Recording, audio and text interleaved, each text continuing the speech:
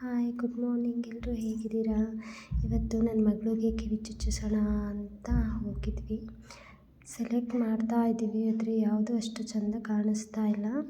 ನಮ್ಮ ಅಕ್ಕನ ಮಕ್ಕಳಿಗೆ ಬಳೆ ತೊಗೊಳ್ಳೋಣ ಅಂತ ನೋಡ್ತಾ ಇದ್ವಿ. ಬಳೆನ ಚಾಯ್ಸ್ ಮಾಡೋಣ ಅಂತ.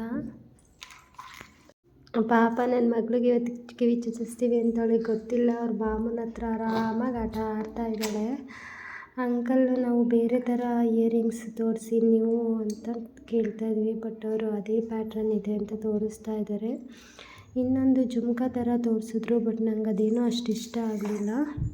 ಮತ್ತು ಅಕ್ಕನಿಗೆ ಮೂಗುತಿ ನೋಡೋಣ ಅಂತ ನೋಡ್ತಾ ಇದ್ದೀವಿ. ಅಕ್ಕ ತುಂಬ ಇಷ್ಟಪಡ್ತಿದ್ಲು, ಅವಾಗಿಂದನೂ ಈ ಥರ ಮೂಗುತಿ ತಗೋಬೇಕಂತ ತಗೋತಾ ಇದ್ದೀವಿ.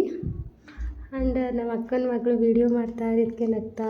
ಇವಾಗ ನನ್ನ ಮಗಳು ಕಿವಿ ಚುಚ್ಚಿಸ್ತಾ ಇದ್ದಾರೆ.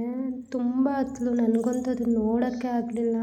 ನಮ್ಮ ಕಡೆ ಎಲ್ಲ ಮಾಮನ ಕೈಲಿ ಕೂರಿಸಿ ಅವ್ರ ತೊಡೆ ಮೇಲೆ ಕೂತ್ಕೊಂಡು ಕಿವಿ ಚುಚ್ಚಿಸ್ಬೇಕಂತೆ. ಸೊ ಅದಕ್ಕೆ ಅಮ್ಮ ಬಂದಿರಲಿಲ್ಲ. ನಾನು, ಅಪ್ಪ, ಅಕ್ಕ, ತಮ್ಮ ಹೋಗಿದ್ವಿ.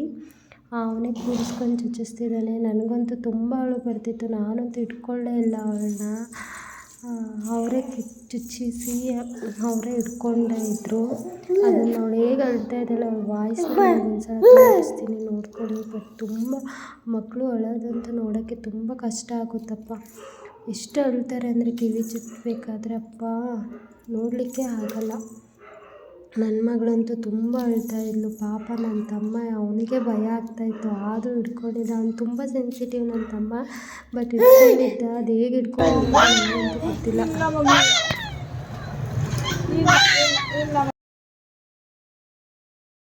ಬರ್ತಾನೆ ಮಲ್ಕೊಬಿಟ್ಲು. ಮಲಗಿಸಿದ್ದೀನಿ. ತುಂಬ ಪೇಯ್ನ್ ಇದೆ ಅನಿಸುತ್ತೆ. ನೋಡೋಣ ನೈಟ್ ಏನು ಮಾಡ್ತಾಳೆ ಅಂತ. ಮಲಗಿದ್ದಾಳೆ. ನೈಟ್ ತುಂಬ ಪೇಯ್ನ್ ಆಗುತ್ತೆ ಅನಿಸುತ್ತೆ. ಅಮ್ಮ ಕೊಬ್ಬರಿ ಎಣ್ಣೆ ಹಚ್ಚಿ ಅಂತ ಹೇಳಿದ್ದಾರೆ, ಹಚ್ಚಿದ್ದೀನಿ. ಈ ವಿಡಿಯೋ ಇಷ್ಟ ಆದರೆ ಫ್ರೆಂಡ್ಸ್ ಲೈಕ್ ಮಾಡಿ, ಶೇರ್ ಮಾಡಿ, ಸಬ್ಸ್ಕ್ರೈಬ್ ಮಾಡಿ. ಮಧ್ಯೆ ನನ್ನ ಮಗಳು ವಾಯ್ಸ್ ಬರ್ತಿದೆ, ಬೇಜಾರು ಮಾಡ್ಕೋಬೇಡಿ. ಬಾಯ್ ಬಾಯ್.